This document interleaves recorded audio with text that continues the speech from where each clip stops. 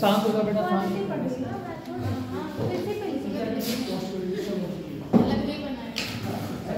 सभी लोग शांत हो गए। आवाज़ पहुँच रही मेरी? कोशिश करूँगा बोलने की, क्योंकि आदत नहीं मेरी बोलने की, है ना। जो टीचर पढ़ाते हैं उसकी आदत होती है, तो माइक से बोलने की आदत है मेरी। चाबी आज भूला है आपकी, तो चाबी होती तो फिर माइक से बोलते रहते। हाँ नहीं, मुझे ले जानी है, इसका फ़ोटो चाहिए।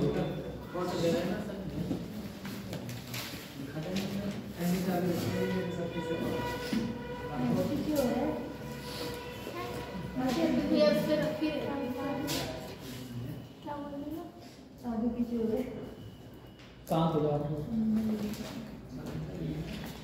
पॉलिटी में हम लोगों ने अब तक 4 भाग पढ़ चुके हैं ना। कितने भाग हो गए? 4 काम हो गया है ना। तो पहले हम उसको 5 मिनट में पहले रिवाइज करते हैं एक बार, फिर उसके बाद हम लोग आज भाग 5 के बारे में चर्चा करेंगे। भाग में क्या चाहिए? संगति सरकार, है ना। राष्ट्रपति से हम लोग स्टार्ट करेंगे, भारत का प्रथम नागरिक होता है। लेकिन सबसे पहले हम चर्चा वो करेंगे जो क्लास में पढ़ा चुके हैं, है ना। आप लोगों ने देखा होगा संविधान सभा की कैसे कब मांग हुई, है ना, और किस मिशन के द्वारा संविधान सभा का गठन हुआ, है ना। क्वेश्चन पूछे जाते हैं, आमतौर पर सीधे क्वेश्चन पूछे जाते हैं। सबसे पहले संविधान सभा की मांग किसने की थी? अनौपचारिक रूप से की थी। अगर बेटा औपचारिक रूप से बात की जाएगी, क्वेश्चन जब भी आप पढ़ेंगे तो पढ़ेंगे लैंग्वेज में क्या, औपचारिक अनौपचारिक, है ना, दोनों चीज़ें पढ़ेंगे। अगर औपचारिक रूप से बात करेंगे तो किसने? कभी कभी क्वेश्चन में आपको मानवेंद्र नाथ रॉय और BN राव 2 ऑप्शन मिलेंगे। आपने सोचेंगे कि अरे सर ने तुझे पढ़ाया है तो दिमाग में नहीं रहेगा, तो आप मानवेंद्र नाथ रॉय नहीं लगाएंगे, क्या लगाने से BN राव लगवा लेंगे, है ना।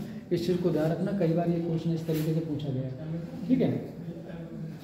34 में तो की थी, लेकिन सबसे पहले अंग्रेजों ने स्वीकार कब किया कि भारतीयों के लिए संविधान सभा होनी चाहिए? अगस्त 1940 में। ध्यान रखना, क्वेश्चन यहाँ से भी पूछा जाता है ना। अंग्रेजों ने स्वीकार कर दिया, लेकिन ये कहा था मुख्यतः इसमें भारतीय होने चाहिए, लेकिन मना कर दिया, है ना। महात्मा गांधी ने अपनी इच्छा के अनुसार 1922 में कहा था कि संविधान का निर्माण कैसे होना चाहिए? भारतीयों की इच्छा के अनुसार होना चाहिए। कब कहा था? 1922 में कहा था। लेकिन अगस्त प्रस्ताव में अंग्रेजों ने कहा था कि मुख्यतः भारतीय होने चाहिए। उसके बाद इन्होंने क्रिप्स मिशन भेजा। कब भेजा था? क्रिप्स मिशन कब भेजा था? कब भेजा था? 1942 में भेजा। उनके एक सदस्य, आपसे सीधे क्वेश्चन पूछा जाएगा, क्रिप्स मिशन के सदस्य कौन थे, है ना? सर स्टेफर्ड क्रिप्स, यहाँ से क्वेश्चन पूछा जाएगा, ठीक है। अब उसके बाद जो हमारी संविधान सभा का निर्माण हुआ था वो कैबिनेट मिशन के द्वारा हुआ था 1946। उसके जो 3 सदस्य हैं कौन कौन से थे?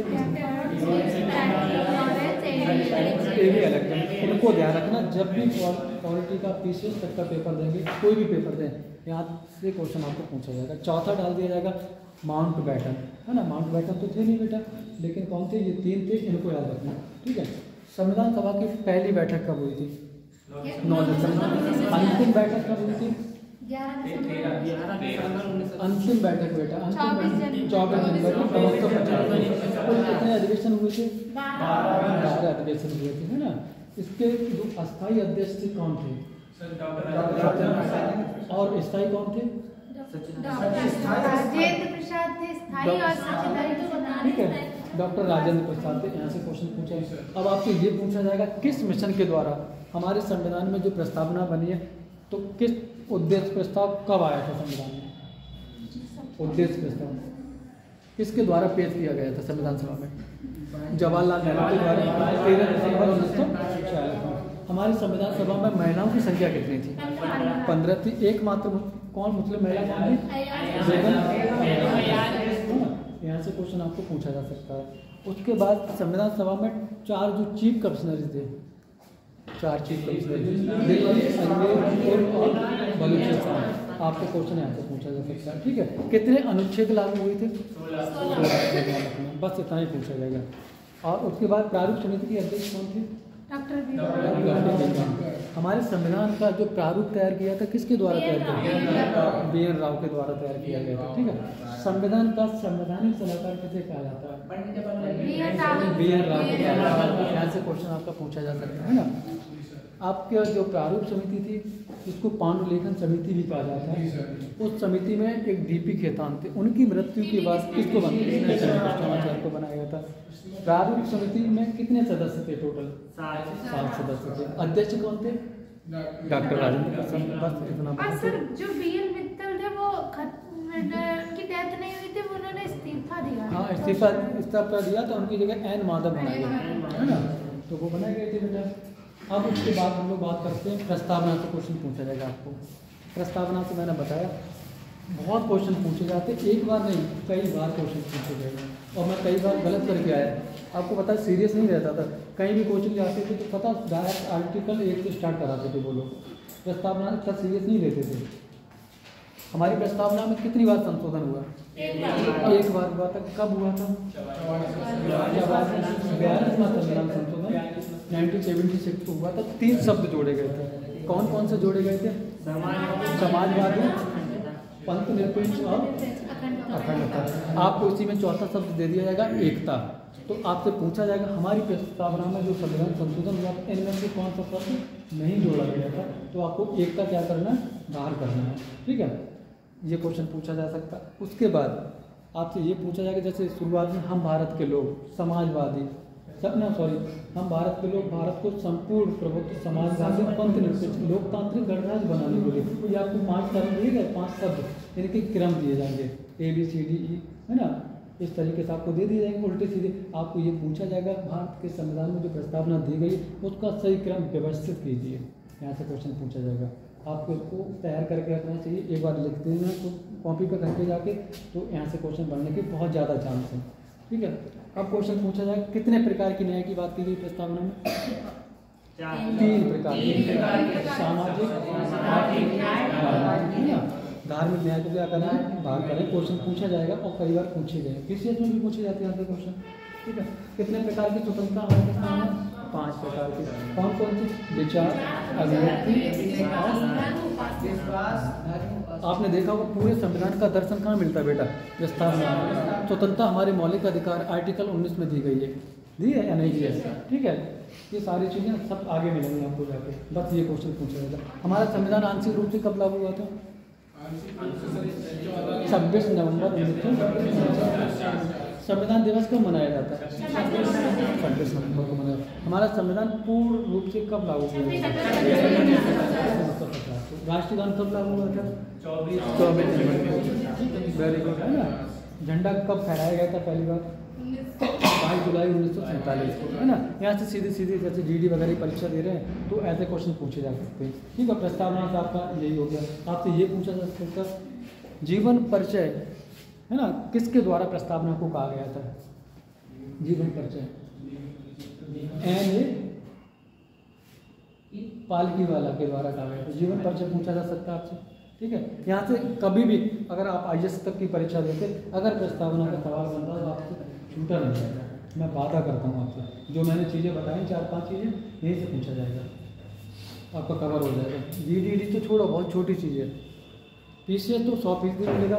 मैंने जब IAS 2021 में पेपर दिया था 2021 में, तो जानते हो हमें पूछा था 3 प्रकार के न्याय। ऐसा थोड़ी नहीं, बहुत टफ क्वेश्चन पूछे जाते हैं PSC के पेपर जब होता है। 4 ऑप्शन सही होते, 3 सही होते हैं, 5 सही होते हैं, कोई भी नहीं सही हो सकता। बहुत ज़्यादा अगर डीप में पढ़ेंगे तभी आप कर पाएंगे। कॉन्सेप्ट PCS में सीधा सीधा दे दिया जाता है। भारत की राजधानी कहाँ पर है? नई दिल्ली, दिल्ली में, है ना, सबको पता। ऐसे क्वेश्चन नहीं पूछे जाते। आप एक IAS अधिकारी बन रहे हैं, एक ऑफिसर बन रहे हैं, आपसे कुछ ना कुछ तो उम्मीद की जा सकती है। ऐसा थोड़ी नहीं कि आप पुलिस में थोड़ी नहीं जा रहे हैं या GD में जा रहे हैं।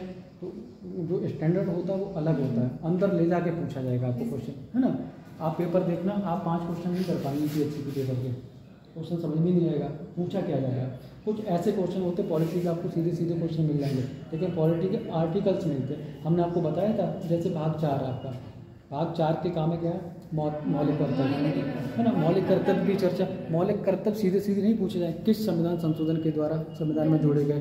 दूसरी बात, किस समिति के द्वारा जोड़े, ये नहीं पूछा जाएगा। जो 11 प्रकार के मौलिक कर्तव्य है उसमें क्रम दे दिया जाएगा ABCDE, इनमें से कौन सा नहीं, या क्रम गलत है, ये बताना होगा। मैंने पेपर दिया तो पूछा गया, इस तरीके के क्वेश्चन आपसे पूछे जाएंगे, ठीक है।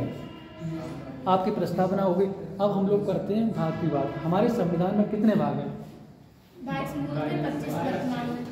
अगर मूल संविधान की बात करेंगे तो बेटा कितने भाग थे? 22 भाग थे, 8 अनुसूची थी और 395 अनुच्छेद थे। लेकिन वर्तमान की बात करते हैं तो कितने हैं? 25 भाग, 12 अनुसूची और आपसे कभी कभी सीधे पूछा सकता है हमारे संविधान में, मूल संविधान में कितने भाग थे? भाग भी पूछे जा सकते हैं, जीडी में फिर उम्मीद की जा सकती है, पूछे जा सकते हैं, कई बार पूछे गए। अनुच्छेद पूछे जा सकते हैं बेटा कितने थे, अब वर्तमान में कितने, इस तरह के क्वेश्चन पूछे जा सकते हैं। अगर भाग 1 की बात करेंगे हमारे संविधान में, भाग 1 क्या है? संघ और एवं उसके राज्य क्षेत्र, 28 राज्य, 8 संघ। कहाँ पर चर्चा है? भाग 1 में चर्चा। अगर उनके बारे में बेटा डिटेल में जाना है तो कहाँ पहुँचे देखने के लिए? अनुसूची 1 में 28 राज्य और 8 के हिसाब से पूछे, जो शेड्यूल्स हमारे संविधान के पीछे दिए गए सारी चीज़ें हैं। उत्तर प्रदेश राज्य की कितनी सीमा है, कितना एरिया, कितना क्षेत्रफल, कहाँ मिलेगा आपको जाके? अनुसूची 1 में मिलेगा, ठीक है। भाग 1 में 3 आर्टिकल इंपोर्टेंट है, मैंने आपको बताया था। आर्टिकल 1 में क्या कहा गया? भारत राज्यों का संघ होगा, है ना। आर्टिकल 1 में संघ, यहाँ से क्वेश्चन पूछा जाता है। अगर संघ की बात करेंगे तो यूनियन शब्द का प्रयोग हो गया है। जब भी आप क्वेश्चन करेंगे तो को क्या पढ़ेंगे? यूनियन शब्द पढ़ेंगे। अगर बात करेंगे आर्टिकल 2 की, किसी भी विदेशी राज्य को अगर भारत में मिलाना है, जैसे नेपाल हाल ही के दिनों में आपने देखा होगा विद्रोह हो गया वहाँ पर, है ना, तो एक आंदोलन हुआ जिसको जनजैड कहते हैं ना, जैन जी है ना, सॉरी। तो जो आंदोलन हुआ युवाओं का आंदोलन था, तो अगर वो भारत में मिलना चाहता है तो उसका स्वागत है। किस आर्टिकल के द्वारा भारत में मिलाया जाएगा? 2 के द्वारा। कौन मिलाएगा? संसद मिलाएगी, ठीक है, संसद के पास पावर है, ठीक है। आर्टिकल 3 में जैसे किसी राज्य, जैसे उत्तर प्रदेश है, उत्तर प्रदेश राज्य की सीमा में परिवर्तन करना, क्षेत्र में परिवर्तन करना कौन करेगा?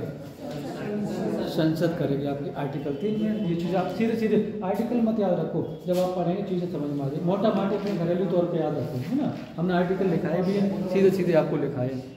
आर्टिकल 4 में कुछ नहीं कहा गया। 2 और 3 में अगर संसद कोई संशोधन करती है, राष्ट्रपति एक तो पूर्व अनुमति ले लेती है, राष्ट्रपति को साइन करने ही करने होते हैं, ठीक है। दूसरी बात, जो आर्टिकल 368 उसको बाहर किया गया संविधान संशोधन की प्रक्रिया किस आर्टिकल में? 368 में। उसमें बेटा विशेष बहुमत की जरूरत पड़ती है। इसमें क्या? साधारण बहुमत की जरूरत होती है, और राष्ट्रपति की पहले ही अनुमति ले ली जाती है, बाद में जरूरत पड़ती नहीं है, वो साइन क्या करते हैं? ऑटोमेटिक कर देते हैं, ठीक है। भाग 2 में बात करें, भाग 2 में नागरिकता के बारे में। नागरिकता कहाँ से ली गई? आप जीडी की परीक्षा दे रहे हैं SSC की, तो आपसे ये पूछा जाएगा ब्रिटेन से ली गई। किस भाग में? भाग 2। भारत में जो नागरिकता का प्रावधान एकल है या दोहरी नागरिकता है? एकल नागरिकता है। बस यहाँ से क्वेश्चन पूछा जाए। आर्टिकल की बात करेंगे 5 से 11 तक के आर्टिकल में, है ना। आर्टिकल ज़्यादा इंपॉर्टेंट है नहीं। नागरिकता कितने प्रकार से दी जाती है? 5 प्रकार, तो 3 प्रकार से समाप्त की जाती है। पहली बार कानून कब बना, है ना? नागरिकता 1955 में बना था, नागरिकता अधिनियम 1955 में कानून बना। संशोधन की बात करेंगे तो 86 में होगा पहली बार, है ना। तो वो पूछा जा सकता है, बस इतना बहुत है। एक आर्टिकल ये पूछा जा सकता है कि नागरिकता पे कानून कौन बनाता है? कौन? भारत की संसद कानून बनाते हैं। आपसे लिखा जाएगा राष्ट्रपति बनाते हैं, संसद बनाते हैं। अगर मंत्रालय की बात करें तो ठीक है। अगर कोई व्यक्ति अपनी स्वेच्छा से, अपनी इच्छा से किसी विदेश की, किसी दूसरे देश की नागरिकता ले लेता तो भारत की नागरिकता समाप्त हो जाएगी। किस आर्टिकल में दिया गया? आर्टिकल 9, वेरी गुड, है ना। ये आर्टिकल आपका इम्पोर्टेंट है। आर्टिकल 10 में कुछ नहीं, कोई अन्यथा कार्य करे तो उसकी नागरिकता समाप्त हो जाएगी। भाग अगर 3 की बात करेंगे, भाग 3 में क्या कहा हुआ? मौलिक अधिकारों से बाहर। मौलिक अधिकार कहाँ से लिए गए? अमेरिका के संविधान से लिए गए हैं। इसी को जो भारत के मौलिक अधिकार उसको क्या कहा जाता है? Magna carta. आपसे पूछा जाएगा संविधान के किस भाग को मैग्ना कार्टा कहा जाता है? भाग दे दी जाएंगे 3, 4, 5, 6 जो भी होगा, तो आप समझ जाना कि भाग 3 को कहा जाता है ना। अगर मौलिक अधिकार हो तो मौलिक अधिकार हो सकता है, आपसे भाग पूछ लिया जाए, यहाँ से पूछा जाएगा। हमारा जब संविधान बन के तैयार हुआ था उस समय मूल संविधान में कितने प्रकार के मौलिक अधिकार थे? अगर 7 प्रकार के थे, आपको 7 प्रकार और विद आर्टिकल पता होने चाहिए। कैसे, हमने पीछे बताया था आपको 7 कौन कौन से थे। एक समानता का अधिकार, सबके लिए बेटा समानता की बात की गई थी 14 से लेके 18, है ना। उसके बाद स्वतंत्रता का अधिकार 19 से लेके 22, शोषण के विरुद्ध अधिकार 23, 24, है ना। धार्मिक स्वतंत्रता का अधिकार 25 से 28, शिक्षा एवं संस्कृति का अधिकार 29 से 2 आर्टिकल थे। एक संपत्ति का अधिकार था आर्टिकल 31 में, तो उसको बेटा हटा दिया गया। कब हटाया गया? 1978 को हटा दिया गया था। उसको कहाँ लेके गए? 12 में हटा दिया, इसको कानूनी अधिकार बना दिया गया। ठीक है, ये चीज़ यहाँ से क्वेश्चन पूछा जा सकता है। एक संवैधानिक उपचार आर्टिकल 32, किस आर्टिकल को संविधान की रीढ़ कहा जाता है? आर्टिकल 19 को कहा जाता है। अगर हम आपसे पूछें संविधान की आत्मा किस आर्टिकल को कहा जाता है? आर्टिकल किसके द्वारा कहा गया था? डॉक्टर भीमराव अम्बेडकर द्वारा। वेरी गुड, आप इतना कर ले जा रहे जितना बता पा रहे, मेरे अकॉर्डिंग बहुत अच्छे। बेटा आपको नहीं आ रहा है? पीछे बैठे समझ में नहीं आया, पहली बार करेंगे क्लास। आप उदास बैठे हुए, सब चीज़ समझ में आ रही चीज़ें। आप लोग पूछा करें, जैसे चीज़ें कोई चीज़ अगर अभी पढ़ाएंगे, राष्ट्रपति पढ़ाएंगे, तो ये चीज़ होगी बेटा आपको विद आर्टिकल याद होनी चाहिए, है ना। मौलिक अधिकार को निलंबित करने की पावर किसके पास होती है? राष्ट्रपति के पास। ठीक है, मौलिक अधिकार का रक्षक कौन है? Supreme court. अगर संसद को रक्षक बना दिया जाए, वो रक्षक बन जाएगी, है ना। वो कुछ भी कर सकती है ना। वो कुछ नहीं करेगी, है ना। वो तो बहुत सारे मौलिक अधिकार, जब इलेक्शन का टाइम होगा मोदी सरकार को क्या कर देगी? बैन कर देगी। संसद तो नहीं करेगी, लेकिन न्यायपालिका से। डेमोक्रेसी के कितने स्तंभ हैं? जो लोकतांत्रिक व्यवस्था किसी भी देश में पाई जाती है, इसके कितने स्तंभ होते हैं? 4 स्तंभ होते हैं। कौन कौन से होते हैं? विधायिका, कार्यपालिका, न्यायपालिका, चौथा आपका मीडिया, है ना। मीडिया को भी चौथा इसमें शामिल किया गया। आपको मौलिक अधिकार से ये चीज़ होगी, हमने जो जो चीज़ें पूछी वो पूछा जाएगा। कुछ आर्टिकल हैं वो पूछे जाते हैं। आपको पूछा जाएगा विधि के समक्ष समानता किस आर्टिकल में? 14 में। जैसे किसी व्यक्ति को लिंग, वंश, जन्म स्थान के आधार पर भेदभाव नहीं कर सकते, धर्म के आधार पर। किस आर्टिकल में? 15 आर्टिकल में। नौकरियों की समानता की बात किस आर्टिकल में कही गई है? 16 में कहा गया, है ना। छुआछूत की बात किस आर्टिकल में? 17 में, है ना। उपाधियों के अंत की बात 18 में। स्वतंत्रता का अधिकार आर्टिकल 19। ठीक है, किसी भी अपराधी को दोष सिद्ध के लिए संरक्षण की बात कहाँ पर की गई है? 20 आर्टिकल में। और उसके बाद जीने की स्वतंत्रता कौन सा आर्टिकल देता है? 21। 20-21 ऐसे आर्टिकल हैं हर किसी के लिए। अगर देश में आपातकाल लगे, कोई भी कंडीशन हो, ये खत्म नहीं होती। अगर इमरजेंसी लगा दो, किसी को जीने की स्वतंत्रता समाप्त कर दी जाएगी? नहीं की जाएगी। 22 आर्टिकल में मनमानी तरीके से किसी की गिरफ्तारी नहीं करते। पुलिस आएगी, पहले पूछेगी, वारंट दिखाएगी, आप किस आधार पर हमें पकड़ने आए, है ना, हमने कौन सा गुनाह किया, ऐसे नहीं पकड़ेगी। शोषण के विरुद्ध अधिकार 23-24 में बात की गई है ना। मानव बंधु मधुआ मजदूरी वगैरह, दया व्यापार वगैरह सारी वैश्यावृत्ति कहाँ पर आती है? आर्टिकल 23 में आती है। 24 में 14 वर्ष से कम आयु के बच्चों को क्या नहीं करेंगे?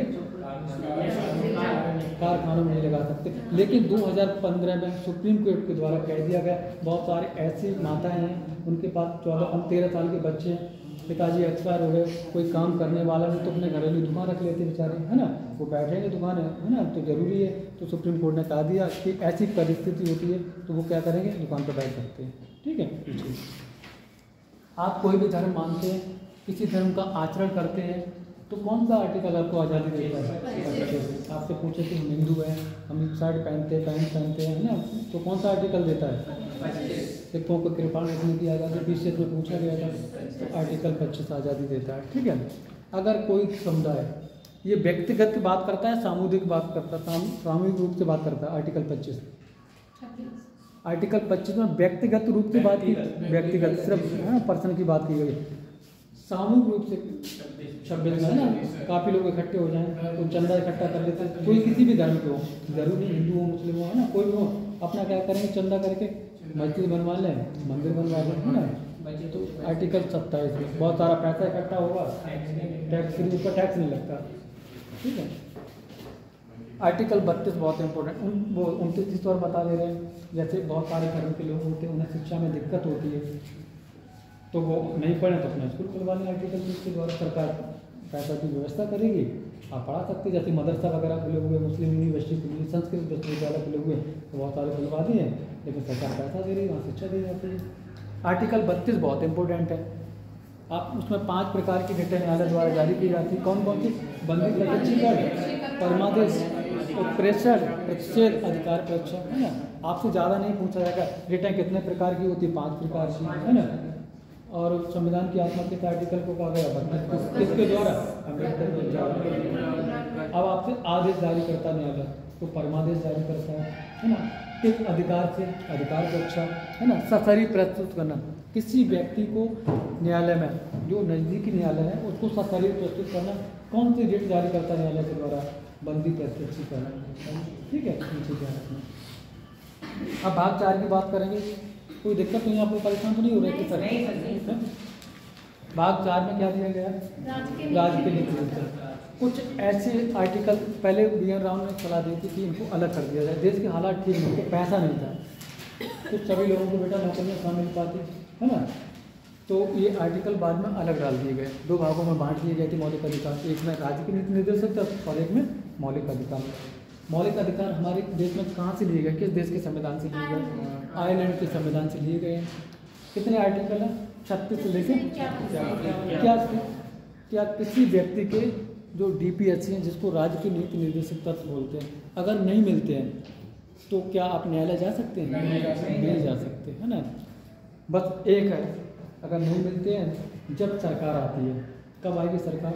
वो इलेक्शन होता, सॉरी, तो क्या कर सकते हैं? अपने मत का प्रयोग कर सकते हैं। आप चेंज कर दो, आपके लिए अच्छा काम नहीं किया तो उसको हटा दो, दूसरी सरकार ले आओ। आप यही कर सकते हैं और कुछ नहीं कर सकते। हम लोग सरकार से बार बार आलोचना करके उस सरकार ने नौकरी नहीं दी, सरकार में ये कमी है। देखो सरकार बेटा कोई भी हो, है ना, कुछ ना कुछ सबके लिए नहीं कर पाई। एक घर में रह के 4 लोग नहीं खुश रह पाते एक लोगों से, है ना। तो वो तो इतना बड़ा स्टेट संभालना, पूरा भारत संभालना, है ना, सब कुछ नहीं सुन पाएंगे। सब लोग चाहते हैं कि हमारा पैसा माफ़ कर दिया जाए, हमें नौकरी दे दी जाए, सरकार नहीं दे पाएगी। हमारा कॉन्स्टिट्यूशन बना हुआ, बच्चे हम पैदा करेंगे, उम्मीद किससे करें? सरकार से। 5-5 बच्चे पैदा करेंगे, नौकरी कौन देगा? सरकार देगा। कहाँ से देगी नौकरी? उनके लिए खाना की व्यवस्था करेंगे, बीमार हो जाएगा स्वास्थ्य की व्यवस्था करेंगे। पैदा हम करें, व्यवस्था कौन करेगी? सरकार। नहीं करेगी फिर आलोचना करेंगे। तो सरकार क्या करेगी? उसके पास बहुत ज़्यादा बोझ है ना। सारी चीज़ें देखनी पड़ती, बढ़िया स्वास्थ्य की भी उम्मीद करते, अच्छी शिक्षा की व्यवस्था करते। जब पैसा नहीं होगा कहाँ से करेगी कि हमें नौकरी भी मिले? जितने सभी लोग तैयारी करते सबको नौकरी मिल जाए, नहीं मिल पाएगी और ना दे पाएगी। आश्वासन तो सभी देते हैं, चुनाव में बड़ी बड़ी बातें करते हैं, लेकिन नहीं कर पाते हैं। तो 36 में कुछ नहीं कहा गया, राज्य की परिभाषा के बारे में बात की गई है। और 37 में न्यायालय में नहीं जा सकते बेटा। 38 में लोक कल्याणकारी राज्य की बात की गई है। सामाजिक, आर्थिक और राजनीतिक न्याय हो जाएंगे तो किसी भी राज्य को लोक कल्याणकारी राज्य बनाया जा सकता है। उस राज्य का क्या हो जाएगा? वेलफेयर हो जाएगा। स्त्री पुरुष के समान कार्य के लिए समान वेतन की बात की गई, लेकिन हालांकि मिलता नहीं। आपने देखा होगा बहुत सारे ऐसे विद्यालय हैं, जैसे आपके प्राइमरी स्कूल में एक शिक्षा मित्र पढ़ती है, उसको कितना मिलता है? कम मिलता है ना। और जो टीचर होती है काम वही करती है, लेकिन नहीं मिलती। सरकार क्या करती है? संविदा पर नियुक्त कर देती है। उसके पास फंड नहीं है तो कम पैसे पे काम करा रही है, कोई दिक्कत नहीं। निःशुल्क सहायता 39 का एक बाद में जोड़ा गया था, 42 में संविधान संशोधन 1976 को जोड़ा गया था।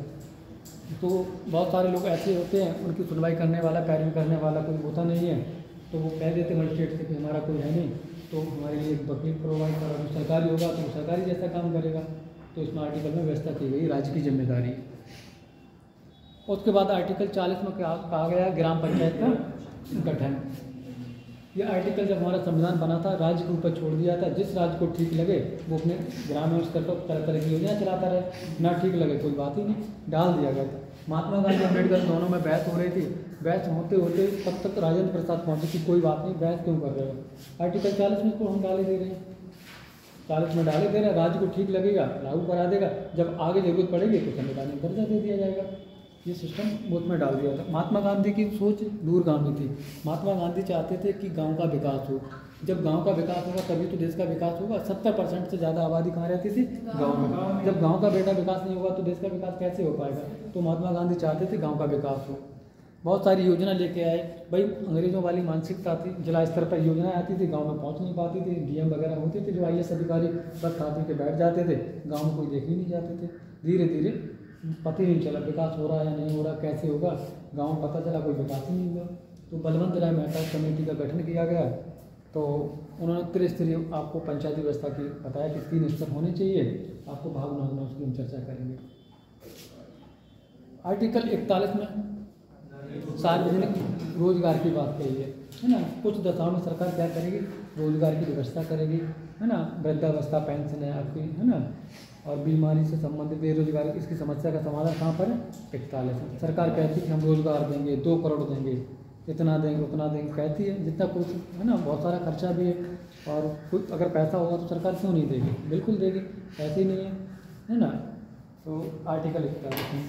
आर्टिकल 42 में क्या कहा गया बेटा, काम की जो दशा होनी चाहिए कैसी होनी चाहिए, मानवीय होनी चाहिए। और महिला प्रसूति सहायता की बात की जाती है ना।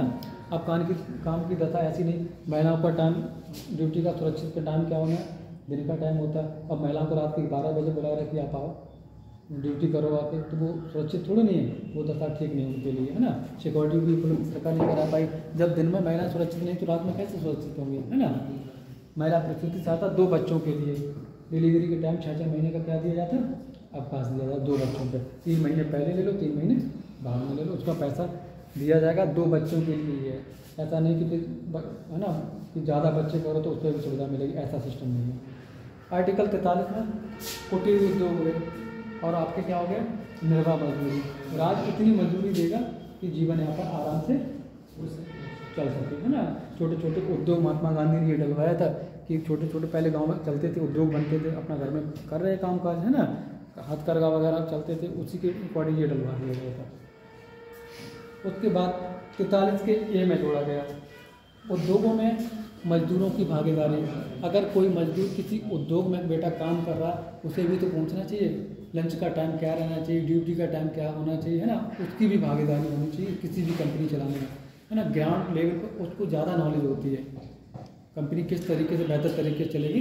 तो अगर कोई नियम बनाएंगे, कानून बनाएंगे, उसको क्या करेंगे, शामिल करेंगे। 43 के ए में सहकारिता को प्रोत्साहित किया गया, ये महात्मा गांधी की देन थी, है ना। 43 के भी।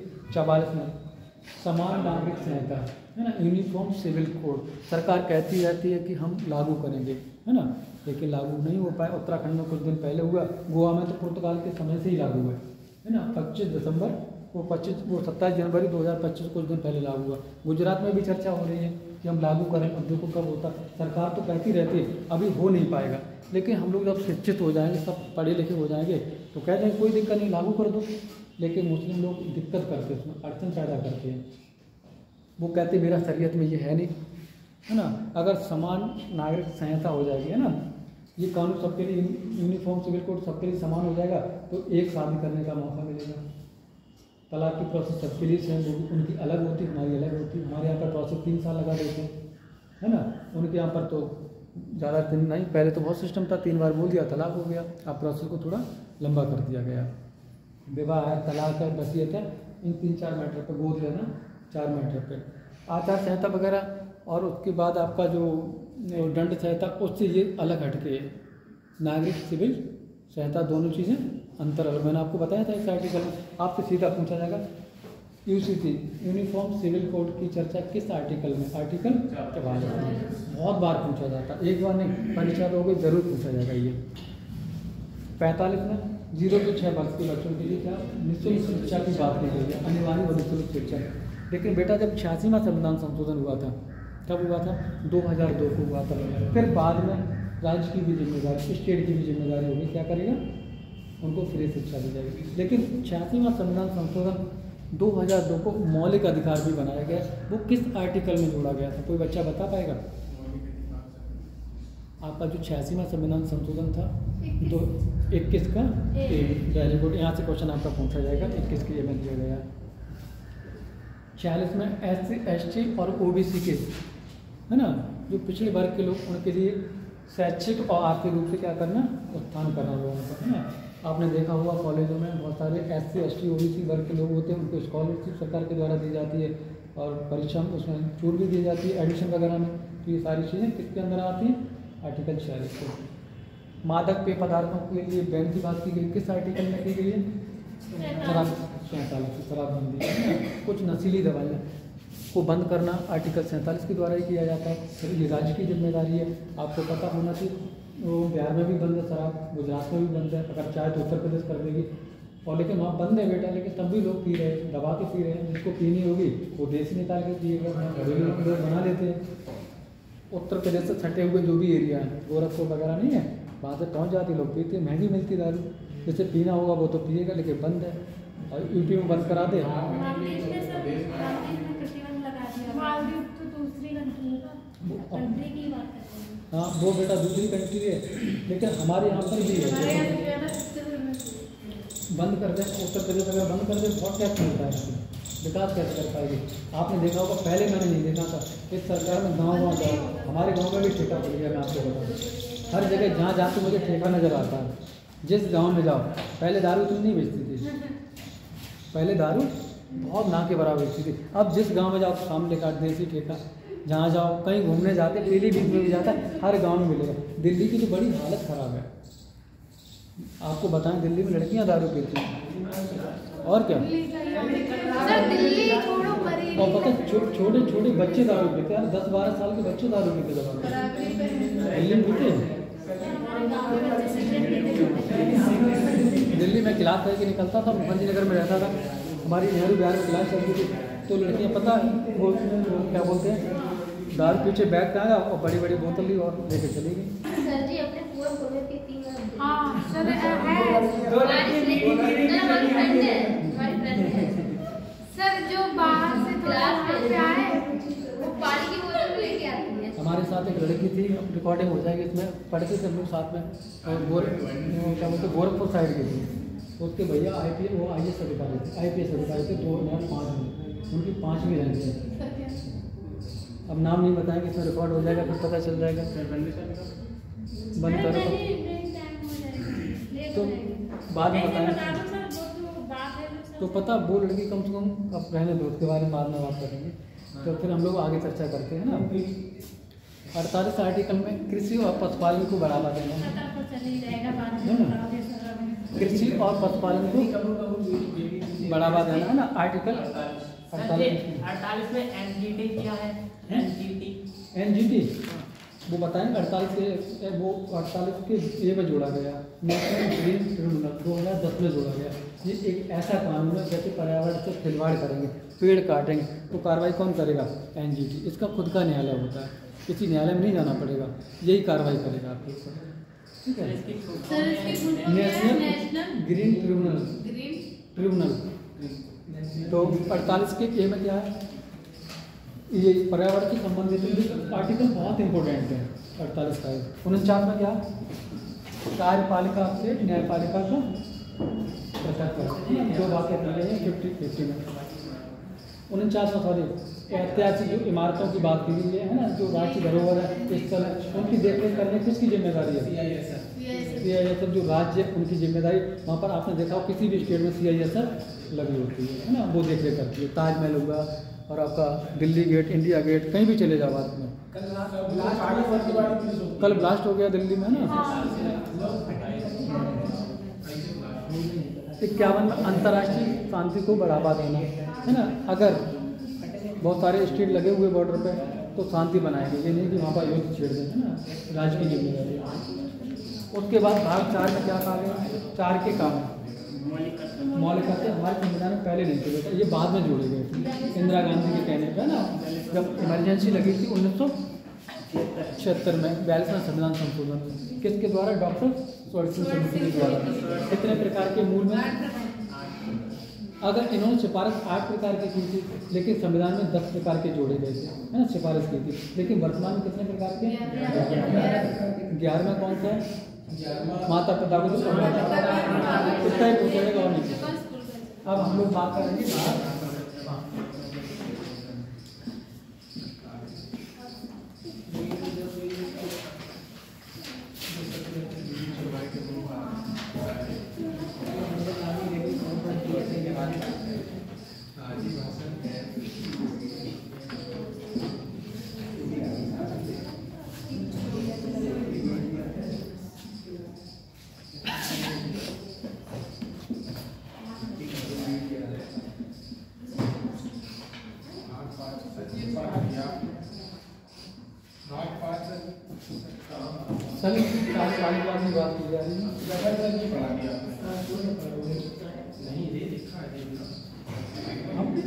बता दो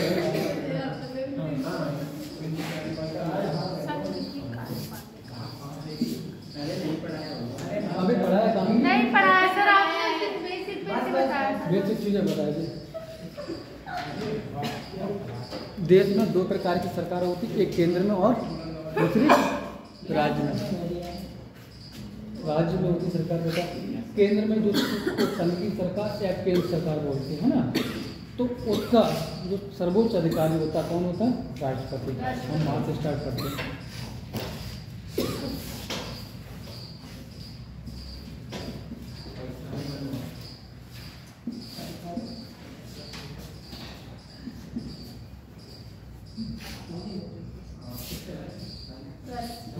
आर्टिकल 52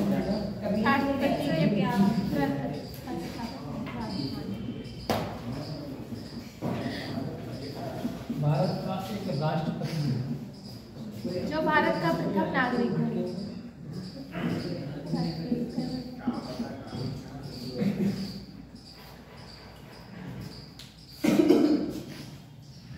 आर्टिकल सीधे सीधे पूछे जाते हैं।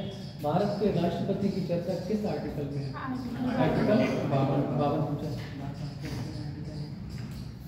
राष्ट्रपति बनना कठिन है और पति बनना आसान है। नहीं पति नहीं बन पाते। पति तो आसान नहीं बन जाओ, किसी से शादी कर लो पति बन गए, लेकिन राष्ट्रपति कैसे बनते वो हम आपको बताएंगे। पति तो खाली नाम का होता है, वास्तविक तो गुलाम होता है।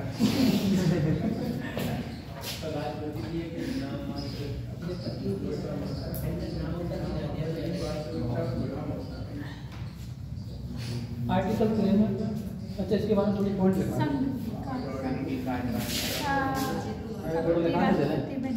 आपका जो राष्ट्रपति महोदय होते भारत के प्रथम नागरिक होते कौन होते?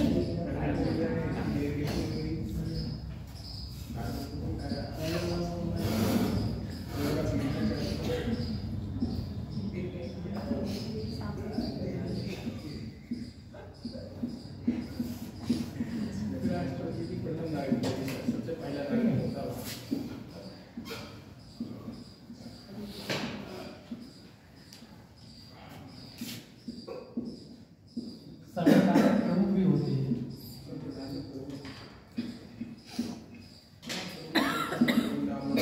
आपका जो संविधान उसके हेड होते हैं। तीनों सेनाओं की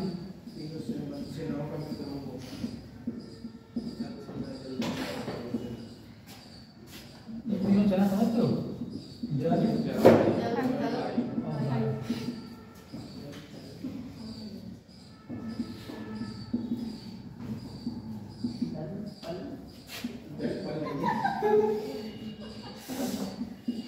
सर्वोच्च सेनापति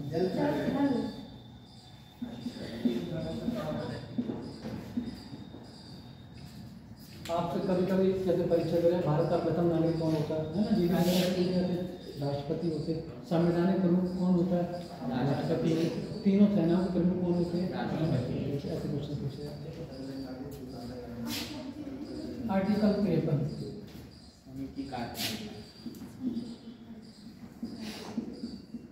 संघ की कार्यपालिका की शक्तियां राष्ट्रपति में निहित है।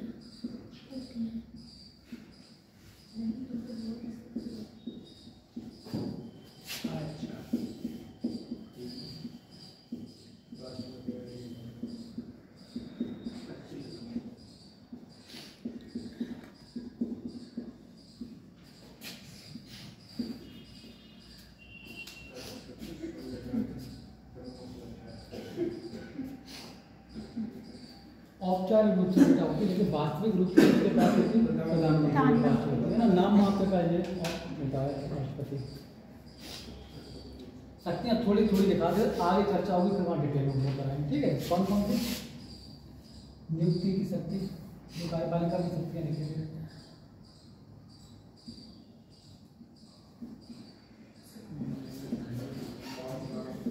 कार्यपालिका शक्ति कौन कौन सी होती है राष्ट्रपति की? ऊपर लिख क्या? ऊपर लिखो बेटा। सर देखो किस नियुक्ति प्रधानमंत्री की नियुक्ति करते हैं,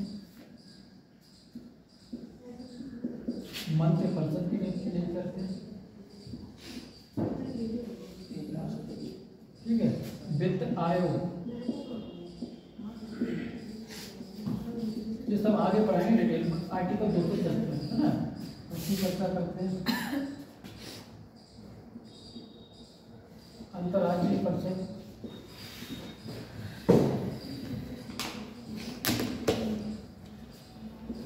संसद का गठन यही करते हैं। ST SC ST OBC इनके जो आयोग के अध्यक्ष होते हैं।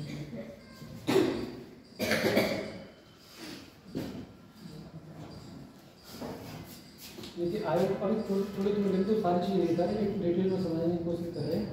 कौन कौन पद प्रधानमंत्री हो गए आपके, मंत्रिपरिषद, वित्त आयोग, आर्टिकल 250 इसका भी गठन कौन करता है, नियुक्ति कौन करता है, राष्ट्रपति। अंतर्राज्यीय परिषद आर्टिकल 263 में इसके गठन की चर्चा है। आर्टिकल जब आप 263 पढ़ाएंगे आपको केंद्र और राज्य के बीच प्रशासनिक संबंध, इनको थोड़ा हम बताने की कोशिश कर रहे हैं। जैसे बहुत सारे राज्य आपस में विवाद होता है तो उनको केंद्र बुलाते हैं, अध्यक्षता प्रधानमंत्री करते। इसका गठन सरकारी आयोग 1990 में किया गया था।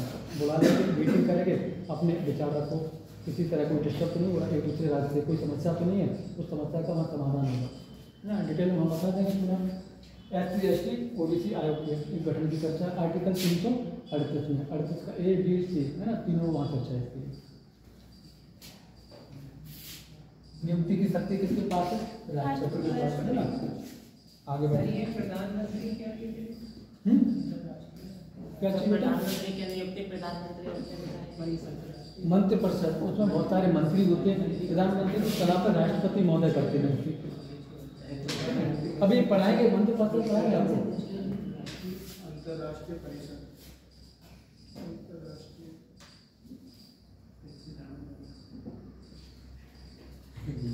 अंतर्राष्ट्रीय अंतर्राज्यीय, अच्छा मैंने भी पूरा ही लिखा है। अंतर्राज्यीय परिषद का गठन आर्टिकल 263 में डालेंगे।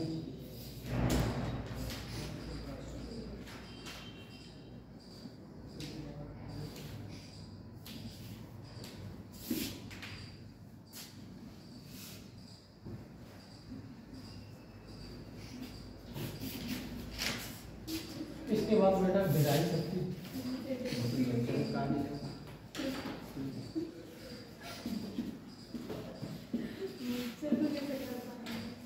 राष्ट्रपति के पास विधायी शक्ति, संसद का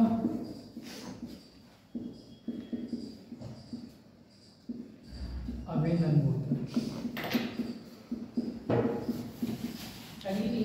OBC आयोग के अध्यक्ष होते हैं, उनकी नियुक्ति यही करते राष्ट्रपति महोदय, ठीक है। राष्ट्रपति के पास आपने देखा होगा संसद का अभिनंदन होते हैं। जब तक राष्ट्रपति साइन नहीं करेंगे किसी भी विधेयक पे तब तक कानून नहीं बनेगा, पावर होती है इनके पास। सर 14 दिन के अंदर करना पड़ेगा, नहीं करेंगे तो जवाब देंगे राष्ट्रपति। 14 दिन तक जैसे धन विधेयक की बात करते हैं राज्यसभा में जाएगा वो, तो राज्यसभा 14 दिन तक रोक सकती है और 14 दिन रोकने के बाद स्वतः वो पारित हो जाता है। विधेयक पढ़ाएगा, हम डिटेल में चर्चा करेंगे। आर्टिकल 123 अध्यादेश, अभी थोड़ा बता दे रहे हैं, ये सारी चीजें आगे पढ़ने में मिलेंगी।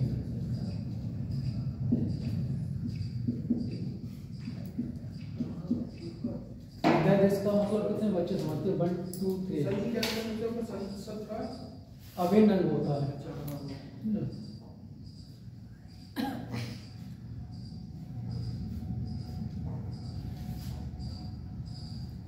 अध्यादेश जारी कौन करता है, अध्यादेश कितने बच्चे समझते हैं, जैसे आप लोग पढ़ चुके हैं, कभी पढ़ा होगा। अध्यादेश देश में कानून कौन बनाता है, देश के लिए संसद बनाती है, लोकसभा और राज्यसभा दोनों सदन मिलकर बनाते हैं, है ना, और राष्ट्रपति 3 लोग मिलकर बनाते हैं, है ना। तीनों लोगों की पावर किसके पास पहुंच जाती है, राष्ट्रपति के पास। कानून कब बनाया जाएगा, जैसे कभी सत्र नहीं चल रहा, हमारे यहाँ 3 सत्र होते हैं, कौन कौन से, बजट, शीतकालीन सत्र और मानसून सत्र, है ना। सबसे बड़ा शीतकालीन सत्र वो बजट सत्र होता है। अगर नहीं चल रहा बेटा उस समय देश में अचानक कानून की जरूरत पड़ी तो कानून कौन बनाएगा? राष्ट्रपति महोदय। किसके द्वारा? आर्टिकल 123 के द्वारा। 1, 2, 3 इसी को हम क्या कहते हैं? अध्यादेश कहते हैं। राष्ट्रपति के पास ये पावर है। ये 6 सप्ताह के लिए होता है ना। उसके बाद 6 महीने पहले क्या करेंगे? 6 महीने के बाद क्या कर दें? अनुमोदन कर दें तो ये क्या बन जाएगा? कानून बन जाएगा। इसको डिटेल बारे में थोड़ा बता दें। किसी भी विधेयक पे आपने देखा होगा वीटो की पावर, साइन करता नहीं करता, पुनर्विचार के लिए लौटा देता, किसके पास है? राष्ट्रपति के पास है ना। विधायी शक्तियों की पावर जरूर राष्ट्रपति के पास होती है।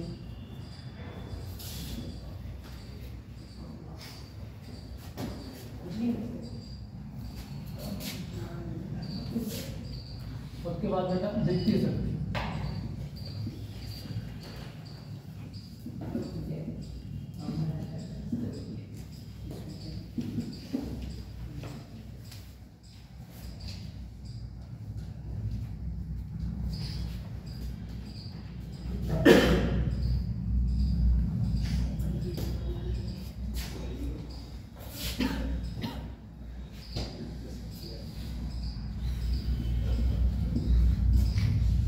आकस्मिक निधि, आकस्मिक निधि आर्टिकल 267। भारत में 2 तरह की निधियाँ होती, कौन कौन सी? संचित निधि जिसकी चर्चा आर्टिकल 266 में, आकस्मिक निधि की 267 में। ये क्या है? कितने बच्चे समझते हैं?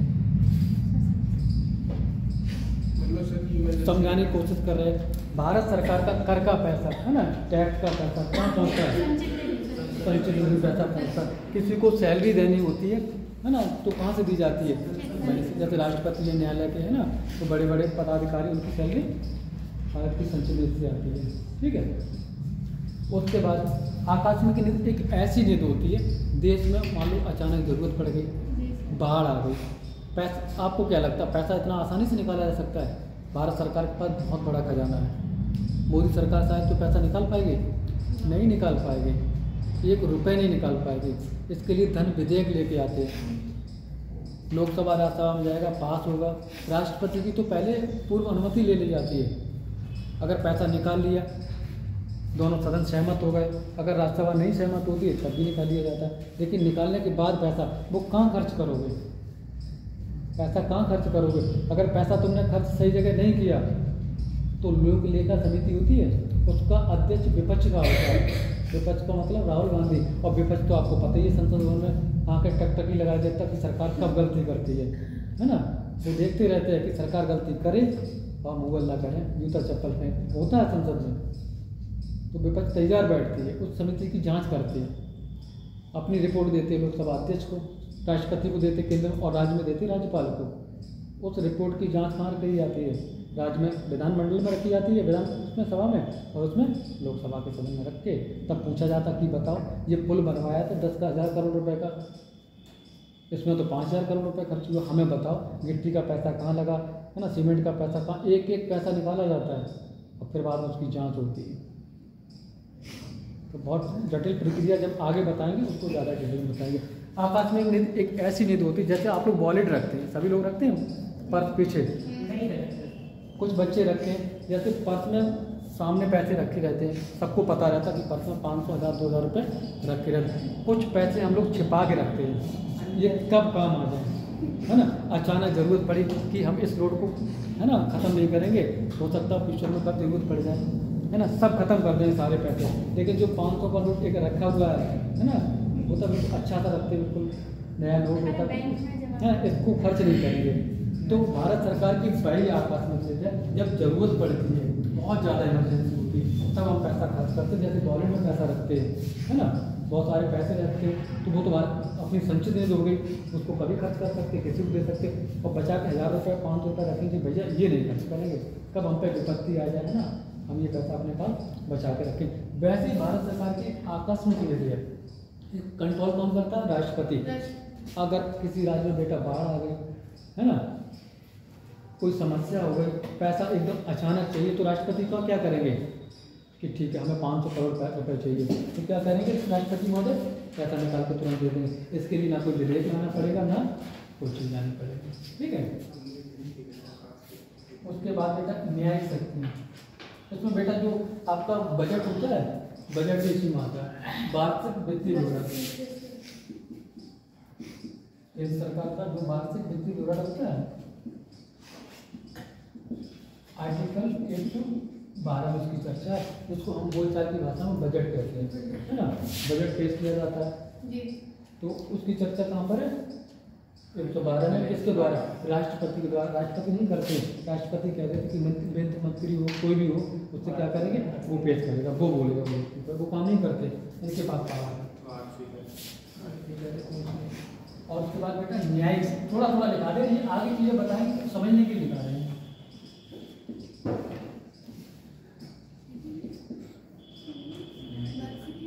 शक्तियां लिखी है आर्टिकल 143, राष्ट्रपति